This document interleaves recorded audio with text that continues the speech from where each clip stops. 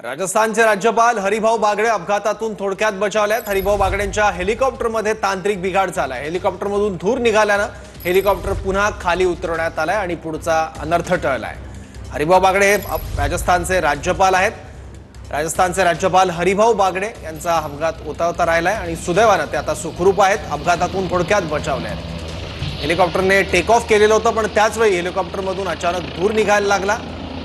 त्यामुळे प्रसंगाचं गांभीर्य वेळीच लक्षात घेऊन हेलिकॉप्टर लगेच लँड करण्यात आलेला आहे। पुढचा अपघात अनर्थ टळलेला आहे। हरिभाऊ बागडे हे आता सुखरूप असल्याचं कळतंय।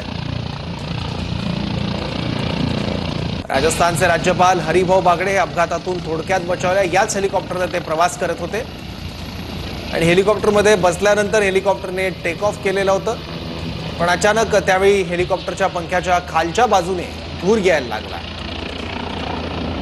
त्यामुळे हेलिकॉप्टर चालकाने प्रसंगावधान दाखवत लगेच हेलिकॉप्टर लँड केलेला आहे आणि एक मोठा अपघात होता टळलाय। बागडेंच्या हेलिकॉप्टरमध्ये हा तांत्रिक बिघाड झाला होता।